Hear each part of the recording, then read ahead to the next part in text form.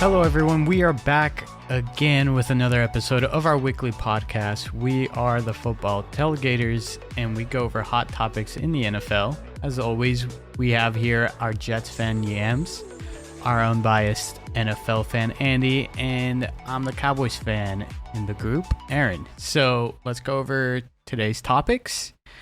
We got quite a bit to talk about. Some signings went on. We got two running backs off the free agency. We got Dalvin Cook and Zeke Elliott signing. Dalvin Cook went with the Jets, and Ezekiel Elliott went with the Patriots. And then we got some Trey Lance struggles in the preseason. We got some talk about Michael Oher. You've seen him in the blind side. We got also 5 safest players to pick in the first round of fantasy football, and also the 5 riskiest ones.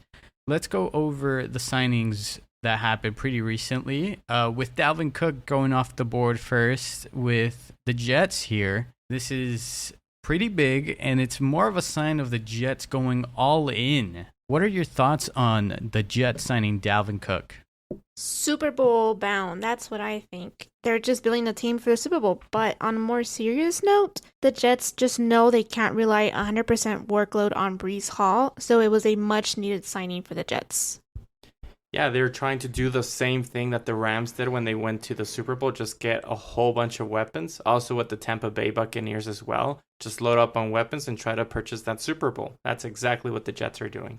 This is, very similar thing to, I think, what the Rams did in going all in, getting all the weapons that they can. This is a big, big move to really make a push for that Super Bowl this year. They're all in. They're risking it all. It's kind of exciting, though. I think what I'm seeing here is for their schedule, it's going to be very interesting because their division is very tough, right? You got, obviously, what some people think are going to be the number one in the division, the Bills, that they go up against. So would you consider now, with Dalvin Cook added, would you still consider the Jets an underdog against the Bills? I never did. No. Even if they did not sign Dalvin Cook, there was still Michael Carter, and I'm really high on Michael Carter, and I think he would have been just fine to carry the load for the running back for the team. I never thought they were an underdog to the Bills. I mean, given that it is the first game of the season and they are new, but they do have Aaron Rodgers. Just looking at the spread here, what Vegas has, they have for that particular game, which they play on September 11th, Monday Night Football. They actually have the Bills still favorites by only 1.5 points. So they're not too much separated there at 1.5 points. So it's going to be a really close game, and there's a lot of expectations for the New York Jets. A lot of people believe the Bills are one of the top tier teams, probably top 4 at least. So it's going to be a really, really good game, but it might be a loss for the Jets just because it's their first game and they still have to go with that chemistry. If it might be that Aaron Rodgers doesn't play that much in the preseason to just get a feel for his team. I know that they have some struggles with the Panthers, I believe, practice. So we'll see, but I lean towards picking the Bills for that particular game. I think you're wrong, only because the defense is not new to the game. Yes, I understand the offense is going to have their learning and growing pains, but the defense is not new to the game. So they're going to keep... Would you consider Sean McDermott a good defensive, a good head coach? Do I consider him a good offense? Yes, I do. So supposedly he's actually working towards for him calling the defensive plays from now on. So it looks like he's going to be very hands-on with that defense. So I'm pretty sure he'll do a pretty good job just in the beginning to just dismantle whatever the Jets have in store for him. So what you guys, or at least what Andy was saying, that 1 point difference in that spread is because of the offensive chemistry that the Jets have, right? Defense. You meant defense, right? Or did you mean offense? No, because the Buffalo is favored to win. And Andy was saying that because of the struggles that they had in practice against the Panthers, or sorry, in what's it called, in the preseason? No, well, they had a joint practice first, and then they played against each other in the first preseason game, or for them in the second preseason game for the Jets. Okay. Week 1 for preseason. Because the preseason they destroyed that 27-0, but that's different because it's not the starting team. Yeah, it was backups and everything. Those are the ones that mainly even though Zach Wilson did score a touchdown, it took him a long time to actually score that first touchdown. But yeah, I don't see this team just like right away, just out off the bat. And it's week 1, so a lot of teams are like, week 1 is it's a toss up. Like there's some bad teams that can win week 1, and then later on we'll see that they're bad teams. And there's some good teams that lose on week 1, and they turn out to be good later on. I'm just saying for week 1, it is going to be a difficult position for the Jets to play in. You got, in those 3 weeks of the first 3 games in the season, 2 of them are division rivals, so it's a tough start. And then the other one is the Cowboys. That's, I feel like, is a wild card for me personally. But it's a tough start, and I think maybe this is what the Jets need to kind of figure out how are they going to function throughout the rest of the season, I think. Because right after the Patriots, which is week 3, they got Kansas City. It's tough. Maybe they'll lose week 1, but week 2 against the Cowboys, the Jets might win that one. Aaron Rodgers, he pretty much he's sometimes called the Cowboy Killer because he always beats them, especially in the playoffs. And not only that, he still knows how Mike McCarthy is. And Mike McCarthy is actually is the one calling the plays in the offense. So I'm pretty sure Aaron Rodgers, their offensive coordinator, and Robert Saleh is going to just have a really good game plan against his former head coach. Well, I hope you're wrong.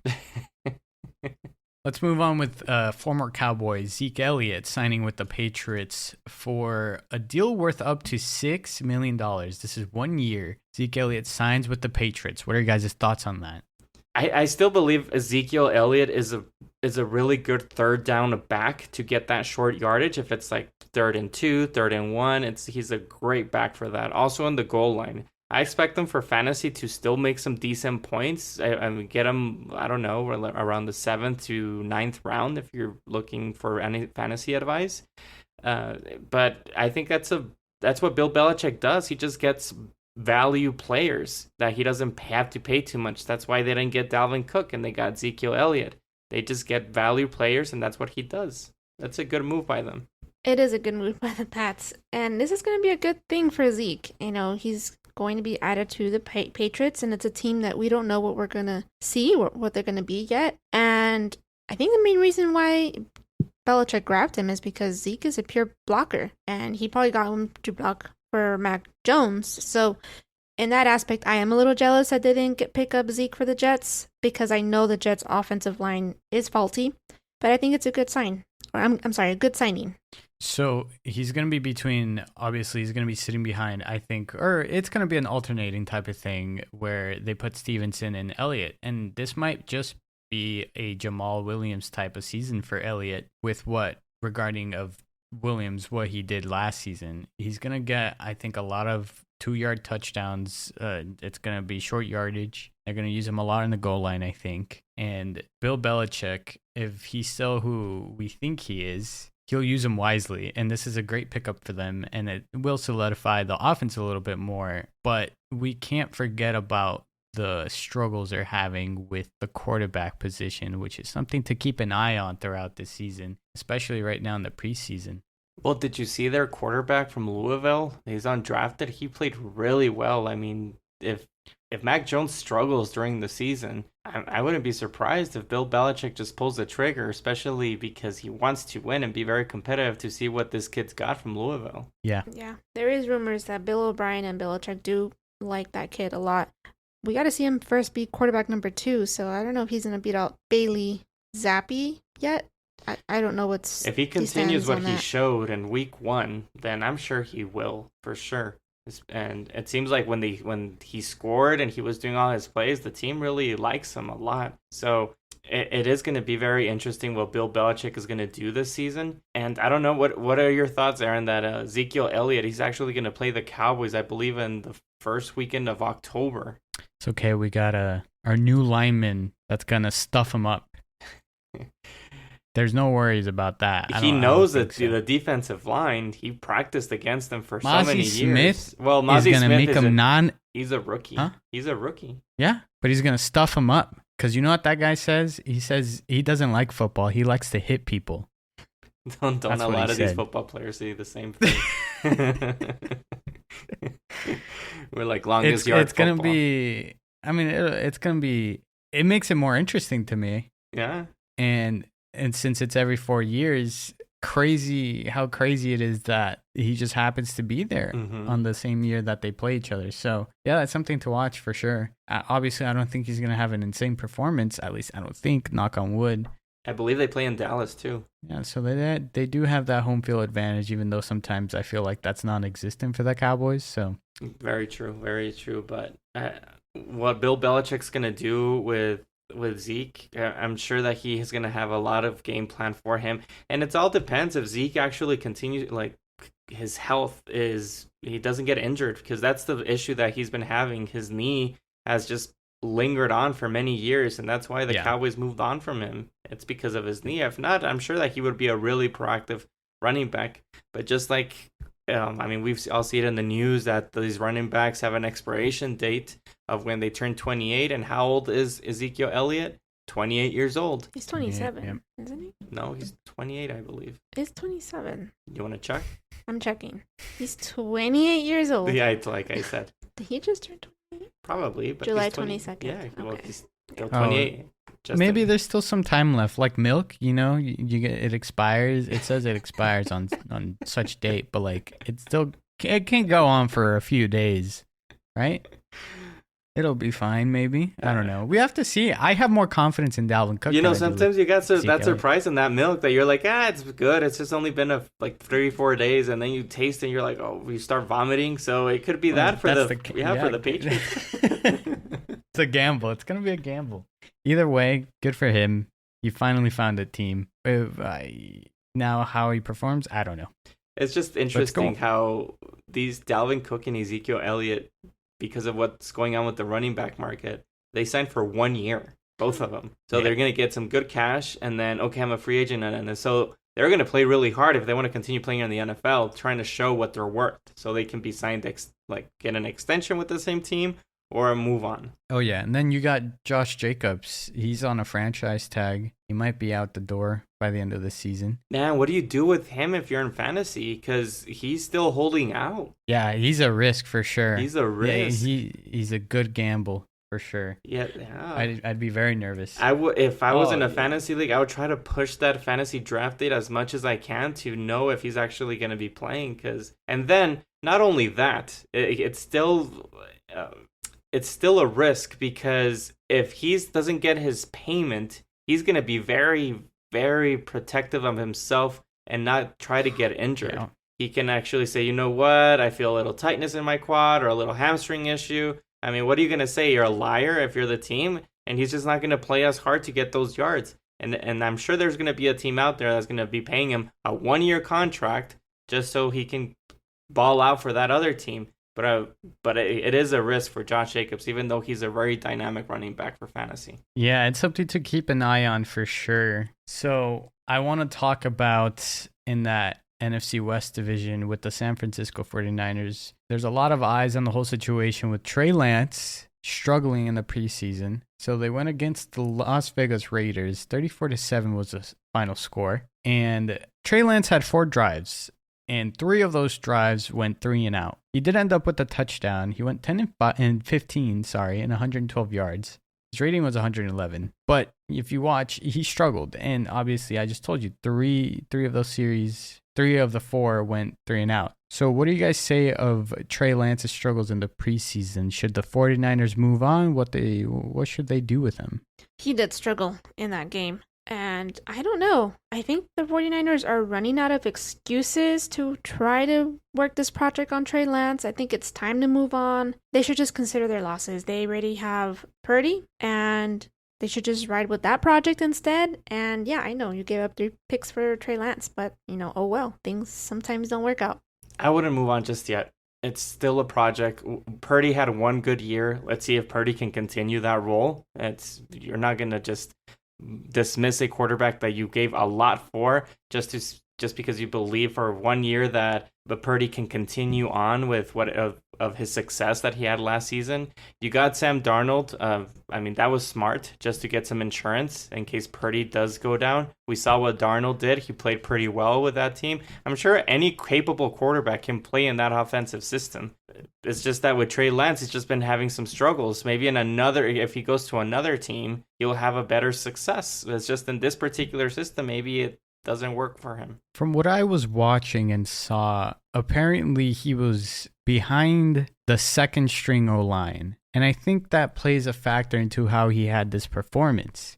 He was kind of running around. He wasn't, I feel like the O-line didn't do him much favors. So I don't feel like they should get rid of him just yet. He did show some potential, but again, he was dealing with the second string O-line. Didn't Sam Darnold play with the yeah. same O-line? I was just about to say that because Sam Darnold's But my guy.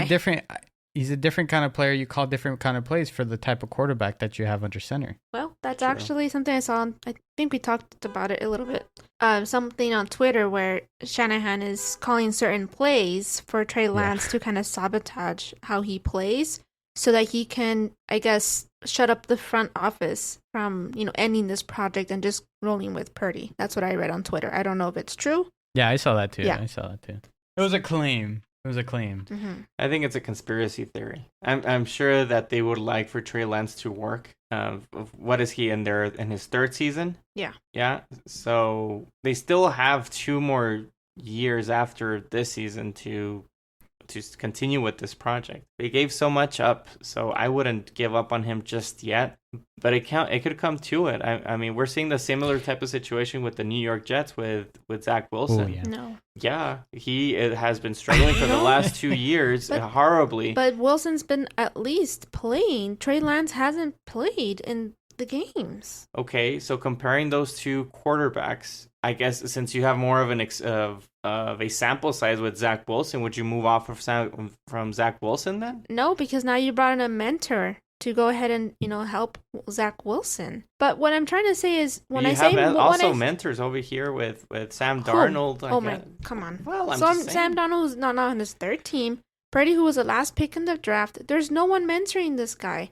And I don't mean like move on, like fire him and throw him to another team. I'm saying, put him on the back burner for now and just roll with the new project. Purdy, if he is... No, when we talk about move on, is that you have to cut your losses and trade him or cut him. No one's going to trade for this guy. Why? I mean, you would be surprised if somebody... Yeah, you would be surprised, exactly. I think. He's the third overall quarterback taken from the draft, wasn't he?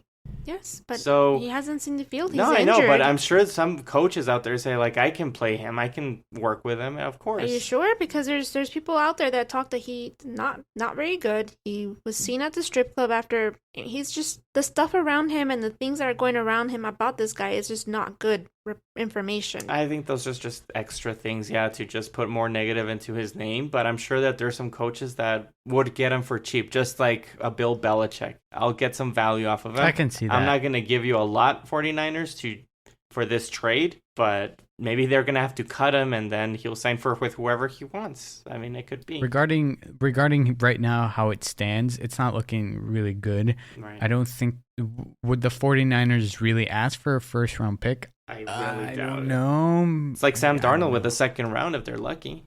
Yeah, but if you're another team, wouldn't you jump at the opportunity to see if his price is low, inquire about Trey Lance?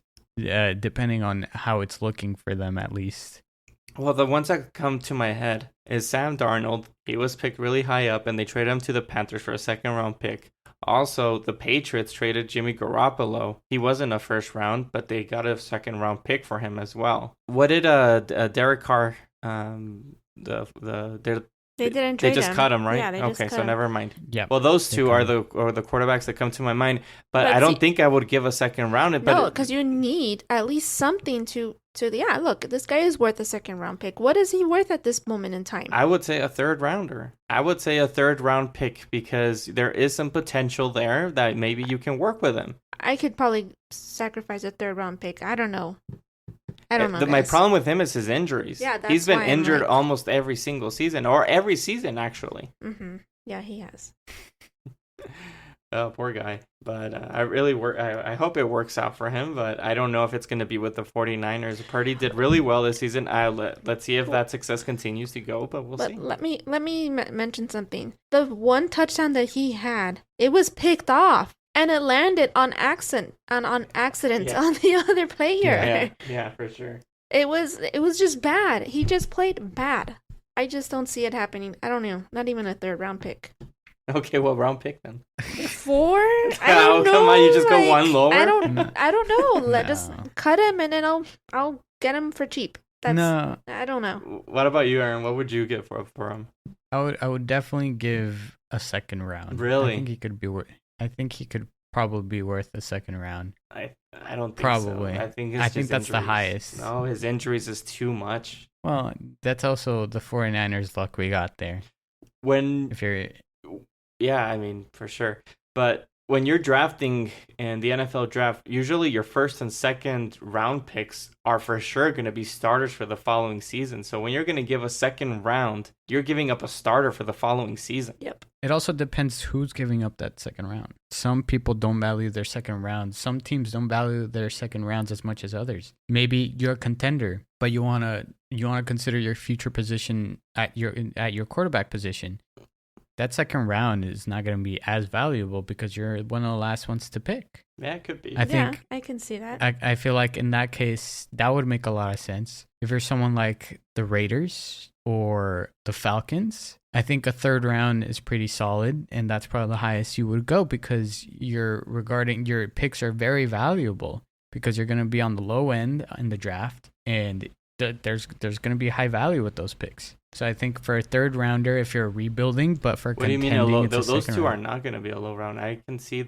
The Falcons. We don't know what's up with Ritter. He's practically brand new. And the Raiders, I can see them, moving on from Jimmy Garoppolo, but they're gonna be late rounds. I see the Raiders this year are struggling a lot, honestly. The Raiders? Yeah. Struggling? Yeah, for sure. That's what I'm saying. So they're gonna be on the low end, which is their draft capital is going to be valuable. I see what you mean. Yeah. I see what you mean. Yeah. So teams, like I was saying, teams like Raiders and the Falcons, I would give a 3rd rounder rather than a 2nd round because my picks are going to be valuable. And because I know my team is going to struggle. That's just what it is. Well, but Raiders still like that, then your 2nd round pick is going to be too valuable for Lance then. If they struggle, you're going to be picking early. Yeah, exactly. So you pick with your 1st and 2nd round, and you can give up your 3rd. Yeah, for a quarterback. That's why I'm saying a 3rd, but not a 2nd round. And that's what I said. Raiders and Falcons. A rebuilding team is good to give up a 3rd. Mm-hmm. A contending team is good to give up a 2nd. I don't know. I've been in many drafts where my team was rebuilding, and I would not like that. So you wouldn't give, if you're rebuilding, you wouldn't give a 3rd? I wouldn't. No. I like the draft, and I like to see the potential that we can get from the draft. Not someone that I already know what we can get in the NFL. I don't know. It's just something that I would give up a 3rd, even though if it's a high 3rd, early like a 3rd round pick, I would, because again, he was the 3rd quarterback taken. We saw the situation with Sam Darnold. It's a great example there that he was taken really early in the 1st round. I know he's been moving on from team to team, but you have an opportunity to just mold a quarterback like Alex Smith. That's another good example. You need a really good coach for that. Well, that's why. Well, I mean, you're hoping that your coach is. Yeah, you're hoping. Yeah, no, I think. I suck as a coach, so no, I can't trade for this guy. It's like if he goes to the Raiders and is under Josh McDaniels. That's a bad situation. That's a bad situation. Mm-hmm. If he gets drafted to Andy Reid or. Let me just say that Josh McDaniels did take Tim Tebow to the playoffs and won a game in the playoffs. Even though I still think that Josh McDaniels is not a good head coach, but that did happen, though. That was a 1-game thing. But you know what? I'll just end it like this. I think the Trey Lance era is just crumbling before our eyes. I pulled up real quick quarterbacks in the 3rd round in 2022. That's been Ritter, Malik Willis, Matt Corral, Bailey Zappi. Those were 3rd rounders. Matt Corral, not good. Bailey Zappi, he's losing his job to Cunningham. What was the other one? Ritter. We'll see what he has. He seems okay in the preseason from what I was able to see. Yeah, so all of these are questionable picks, so I would take the gamble with Lance. Exactly. So that's my point of what I was saying. Is a third rounder, I think, is the sweet spot. Anyways, I think we should move on from this topic and go on to some drama going on with Michael Oher. I think I pronounced that right. And the family name here, Tuohys.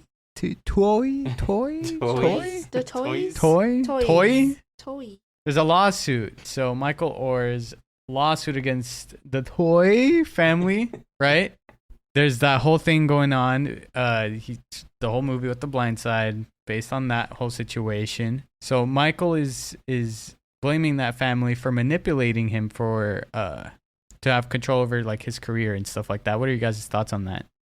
If it's true, that's really sad. It's heartbreaking for, I guess the thing is, if he believed he was adopted this entire time and part of their family and was not, but instead was exploited and, signed a conservatorship without knowing back then what the details were. I mean, yeah, it's sad and it sucks if it's true. Well, I just think that it's a little convenient. I hear that there's a book coming out of like his side of the story like really soon, and he is also suing them. So it's really good propaganda for also his book. Also, another question that I have, why did it take so long for him to sue them? I mean, the movie has been like, I don't know, 12 years ago or something like that. It's been a long time and now you're getting upset. This is just me. I'm just assuming here. So all of my opinions, just my opinions, but I mean, I could be 100% wrong. But there is a lot of football players that there's a big statistic out there that most of these football players lose their money and start struggling after their NFL career. He's no longer in the NFL. The movie is something that he actually can still grab onto because of his name. So it could be a situation that he just needs to gain more financial capital and just try to get as much as he can from it. So he says he doesn't like that movie, apparently. He said that since the beginning when that movie, so I'll give him that. He didn't like how he was portrayed because it looked in the movie like he didn't know how to play football. And he said, I knew how to play football. And they showed him like he was very like ditzy in a way, and no, he's like, I played really well. And I think it was mainly just because it was a movie why they did it like that. Yeah. At least it adds to the whole situation. It makes it interesting and stuff like that for the story. So I understand that. Yeah, it could be that he's maybe struggling right now and this is exactly what he needs, and maybe he just finally got fed up. It has been a long, long time. 14 years. It was like 2006? In 2009. So it's been 14 years since that movie came out. It did really well, I believe. Also, I believe the Tuohys family, they are still getting financial capital from that movie. And it seems like I guess he wants a little bigger piece of that pie, which I can understand that as well. But the sad part is that we're just not gonna know what really, really happened. I mean, we're gonna hear his side of the story. We're probably gonna hear the Tuohy side of the story. I know his the little boy that came out in that movie. Well, now the real one did an interview with Barstool Sports. He can't really say too much on because of the legal action suit that Michael Oher is doing against his family, but they all were prepared. They all said that they had him suing them for a long time coming. They just didn't know it was going to come out this year, but they were expecting either last year or 2 years ago. So it looks like they've been having some issues within each other for quite some time now. So it wasn't adoption papers; it was a conservatorship. That's the thing. And he's saying they manipulated him into thinking it was adoption. Exactly. So if I'm young as of right now, I don't understand a lot of things. And if I'm younger, I think I could fall for something like that too. This is your adoption papers. Go ahead and sign. And it's a bunch of stuff where, I am going to be successful one day in the NFL, and they could see that. I mean, I can kind of see that happening to him.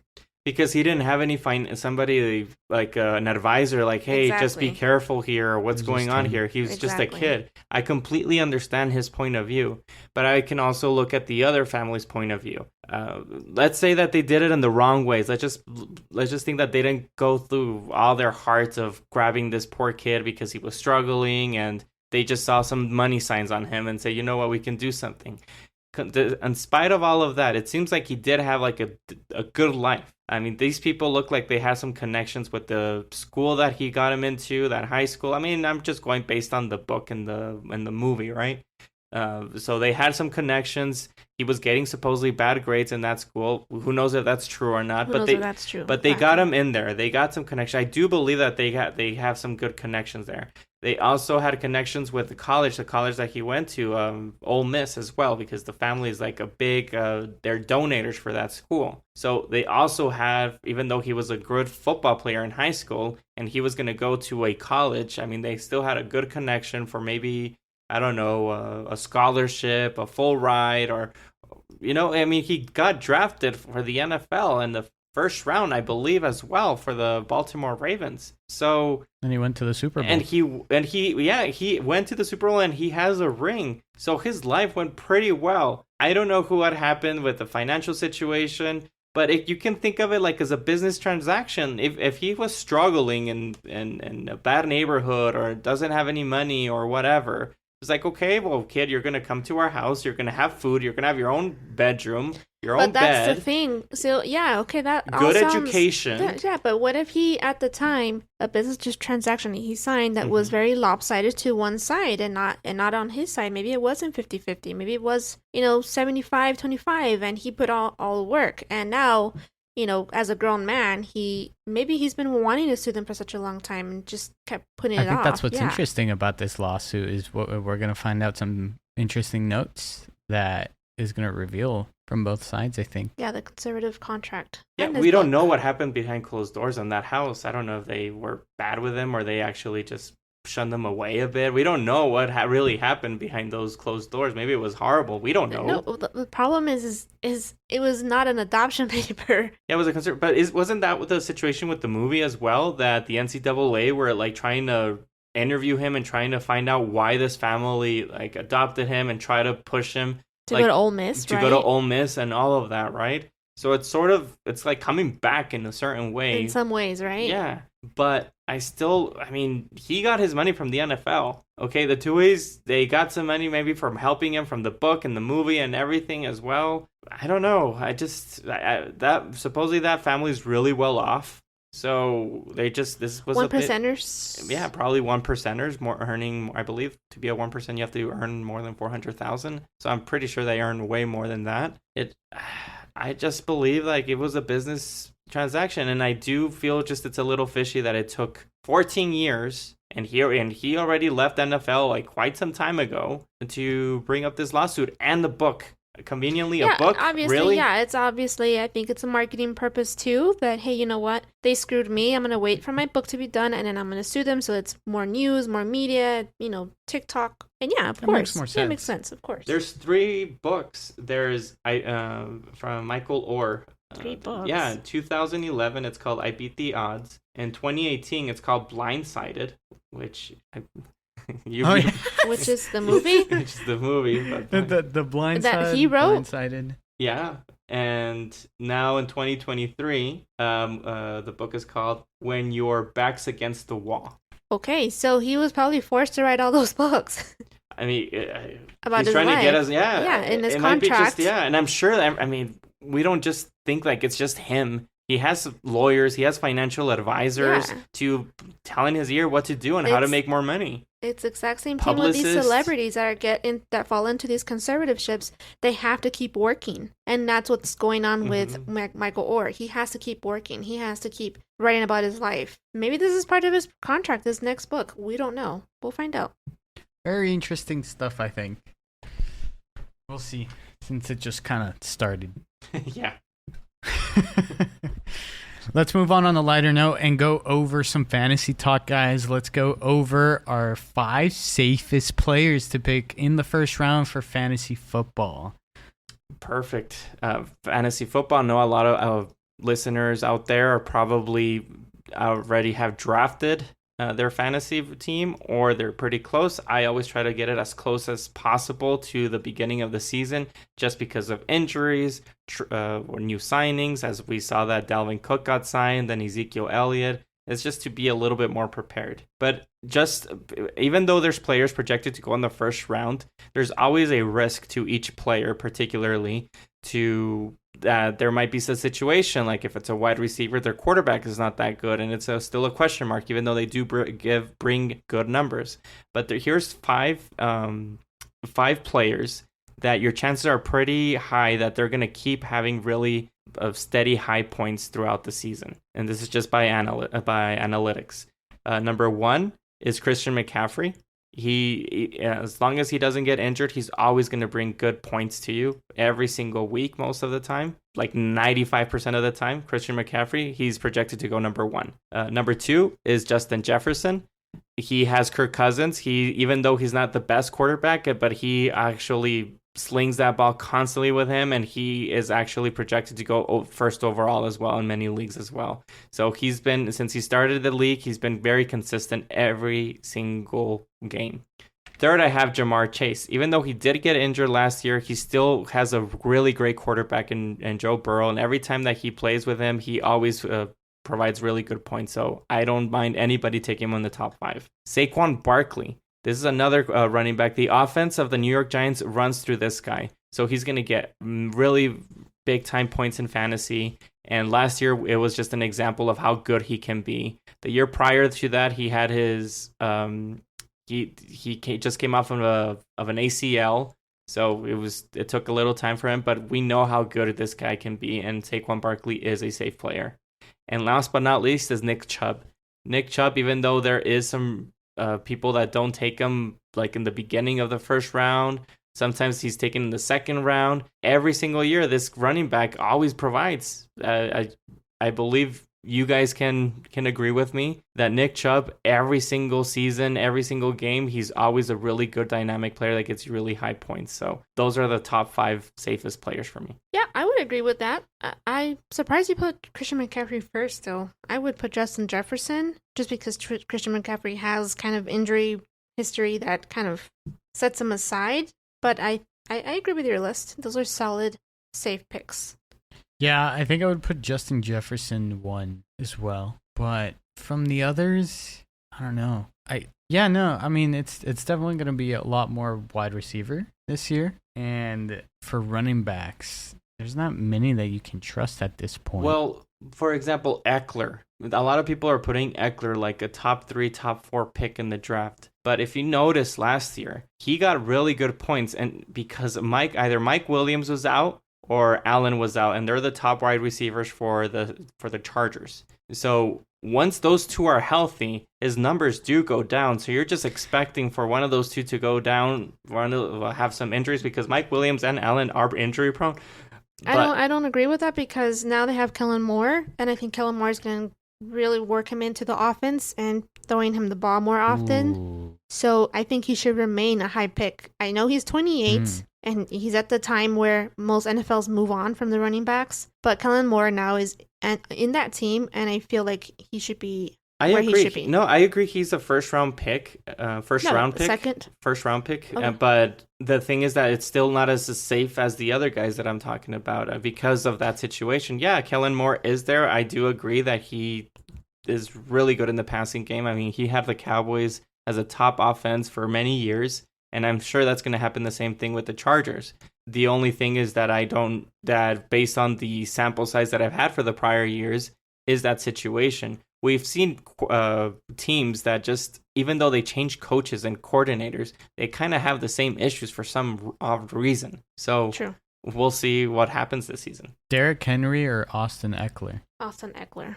Yeah, Austin Eckler. And it's just because of age, unfortunately. Expiration milk. So Derrick Henry's entering 28 this season, right? I believe so. He's 28 coming in 29, this season. I'm sorry, who? 29? Derrick Henry. Derrick Henry Henry. should be 29. I just looked up all the running backs. Yeah, he's 29, and then Eckler's 28. So last season, Derrick Henry averaged 18, almost 19 points per game, and that was ahead of Nick Chubb, Josh Jacobs. Wait, hold on. No, I'm lying. Hold on. That was ahead of, where is he at? There he is. Yeah, he's a tall dude. He's a tall dude. Yeah. But he's very strong. That was ahead of Nick Chubb. And not that many, honestly. He was on the low end. of like tier 1 running back. Another thing, didn't we have like in the Interesting. beginning of the offseason some situations that Derrick Henry was maybe leaving the Tennessee Titans? Yeah, there was a little bit of a talk about that. And it's not because of how good he is and like teams wanted him. It's because he's coming into because he's age. milk. Exactly. He's milk now. Spoiling. I mean, still, it's Derrick Henry's still a safe pick, not the safest pick, but he's still a reliable running back for sure. So you would pick Christian McCaffrey over Eckler? I would pick Christian McCaffrey over Eckler. No, because of Christian McCaffrey, the other weapons that the San Francisco 49ers have, those fantasy points are going to go down. Deebo Samuel's points are going to go down. Ayuk's points are going to go down just because Christian McCaffrey's there and he's so dynamic that offense is just going to go through Christian McCaffrey first before they go through Deebo and Ayuk. Even though those two players are still going to get some fantasy points, but they're not as high as we had them in the years prior. Oh, yeah. I'm surprised Dameon Pierce is so low after what he did last season. Well, it appears that it wasn't that reliable every week. I think it's because the O-line has some issues. It's a rebuilding Yeah. team. We saw how CJ Stroud this last preseason Not game, too and impressive. he was being knocked down constantly. So yeah, I would maybe stay a little bit away from Pierce. I was looking at his stats from last season. His first 2 weeks weren't even double digits. And then he went 18, 25, 20, and then went on a bye. And then after that, didn't get a game over 20, and then he didn't play his last 4 games. I don't know why I remembered him being more of a reliable running back than I thought he was. Because I think he did a lot better than what people expected last Expected. year. And I think he's okay for a low-tier running back, for sure. Maybe stash him in your bench. Yeah, bench type of player, Yeah, but definitely not a starter. Mhm. if you're desperate. What about Jonathan Taylor? Isn't he becoming spoiled milk? No, not at all. No. It's just a contract talk. I think you're He's getting just him mixed trying to up get with somebody paid. else. Yeah, it's just a contract talk with him, and he really hurt a lot of fantasy players last year. Last season. Last Super season. inconsistent. Yeah, 'cause- Missed games. Well, he got injured because he pushed his, what was it, ankle too much or something like that. Yeah, but a lot of people, He wasn't supposed to be playing. a lot of people got him in first overall. So yeah, that affected a lot of fantasy. Really players. dodged the bullet for those because it was Christian McCaffrey or Jonathan Taylor, and it's difference is night and day with that. And currently, right now, his average position that he's being drafted is not as high. He's one of the going number 8 running back taken in many leagues, 7, 8. So it is a risk. It's another situation, kind of like Josh Jacobs, that he might play for the Colts, but because he's not getting paid, he might protect himself. The Raiders. Yeah. I have more confidence that Josh Jacobs gets a contract done than Jonathan Taylor, who's requesting a trade. So I don't know what happened in that room with Jim Irsay, but yeah, I have more confidence in drafting Jacob than Jonathan Taylor. What about Najee Harris? Oh, wait, sorry. Okay, I'll stop. Let's go into, because we got one more thing to talk about. Let's go into 5 riskiest players to pick in fantasy. Yeah, these are players that you can draft them, but not too early. I would wait on them because they are pretty risky. But a lot of these players are going higher than they should, in my opinion, in many drafts. So number 1, I have Breece Hall. I've been saying throughout the season throughout the year, that every time a football player comes from an ACL injury, it usually takes another full season for them to fully recover. And there's a reason why the New York Jets got Dalvin Cook, and that's because they probably know that Breece Hall is not going to be his old self. So I would be careful with Breece Hall. Number 2 is George Kittle. A lot of fantasy owners can probably see that either he has a good game, a bad game, a good game, a bad game. It's just it's not consistent. And now with Christian McCaffrey there, it's actually going to go even lower. So that's another reason why George Kittle shouldn't be drafted as high. Kyle Pitts. I was one of the victims last year drafting Kyle Pitts. I had him really high up because he was a standout player in college. But we don't know what he's going to be able to do with Ritter and the Falcons. Ritter has so many weapons. They have Bijan Robinson. They have London as well. So Kyle Pitts, if you draft him, I would draft him late, and it might be a risky tight end. 4th, I have Christian Watson. He actually surprised a lot of people last year with Green Bay Packers, but they had Aaron Rodgers. We saw Love play this last preseason game. There was some struggles. He did make some throws, but he's not Aaron Rodgers. So when we saw Christian Watson explode, it was those long passes, and I haven't seen that from Love. So that's another riskier pick. And the last one is J.K. Dobbins. J.K. Dobbins, a lot of people have him really high up in their running back list, but we've seen for the last 2 years that he just either he's injured and he supposedly he's going to play really well, but it looks like the Ravens are going into a running back committee.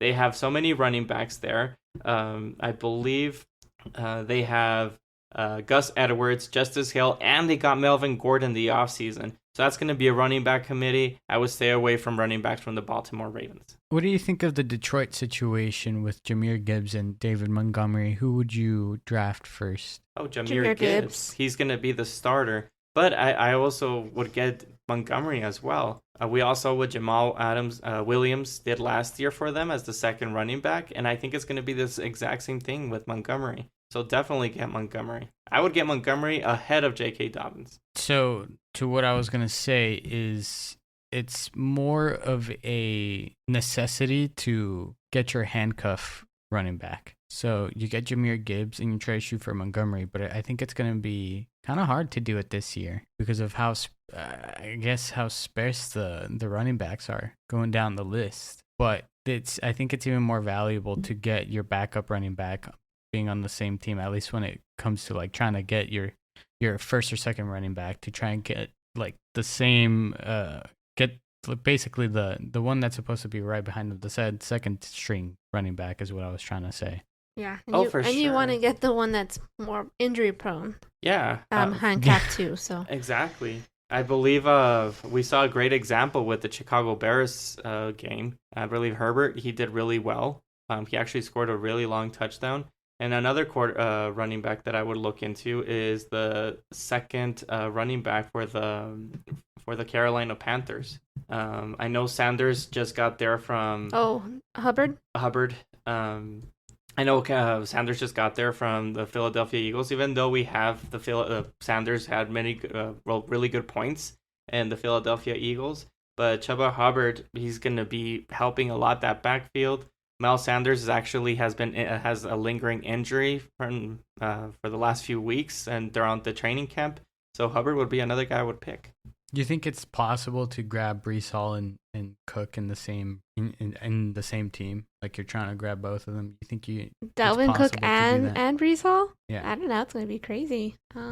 It's just Breece Hall's going really high on draft, so I really doubt it. So do you assume that Dalvin Cook is going first? I assume Dalvin Cook is going first. He's still a dynamic running back for sure. I wouldn't guarantee that. I don't know why, but I feel like there's people out there who would risk Breece Hall for some crazy reason because, again, not everyone knows what we think we know about the whole ACL situation. There's people out there who are getting Breece Hall and don't really think about maybe. Well, that's why we're trying to Cook. educate people because that's the wrong way of doing it. There's a reason. Let's look at logically. The New York Jets got Dalvin Cook even though they had Breece Hall. And Breece Hall just came out of the PUP from physically unable to perform. And they still went to get Dalvin Cook. They know this. The New York Jets know what's going on with Breece Hall. And this is the reason why they got Dalvin Cook, because they needed some help. And I told you guys this throughout the year that I was just nervous about the New York Jets backfield. They do need some help because of the ACL from Breece Hall. And they had Michael Carter. If you have a dynamic quarterback as Aaron Rodgers, you need a dynamic running back as well. And Aaron Rodgers has been having dynamic running backs throughout his career.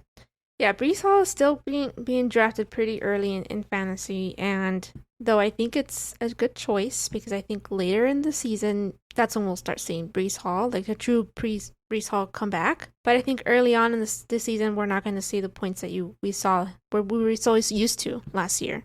I'm just trying to look at all these the running backs who are technically the starters, but then their second string is like, you kind of need this guy because he could be very valuable. Like, what about Stevenson from the Patriots and then Elliot? Well, Stevenson's value did go down when they got Elliot because Elliot is going to be used in the third down and also in the goal line.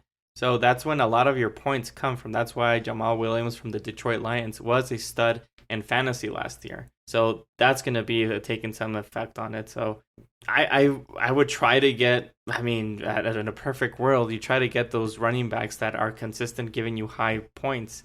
I mean, we saw Kamara do pretty well in the last preseason game. Even though he's going to be suspended for like 3 games, he's going to come back and still play pretty well. Mm-hmm. And it sucks just looking at this running back situation. Yeah, the running back's going to be really hard.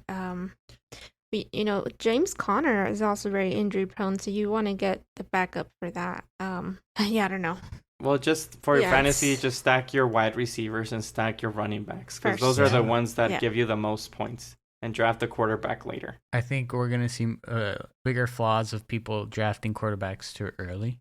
That's one of the biggest mistakes that a lot of people do.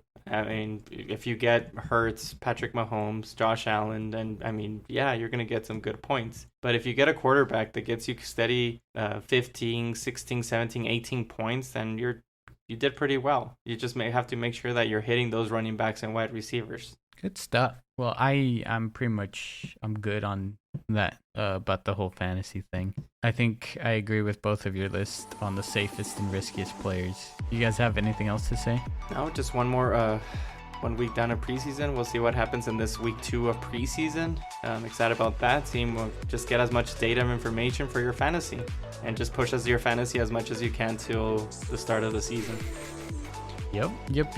All right. Thank you guys for listening. To those who made it to the very end, we'd love to see you guys giving your opinion with us on our social media, which is football_tailgaters on YouTube, Instagram, and TikTok. Thank you guys again for listening. We'll see you guys on the next episode.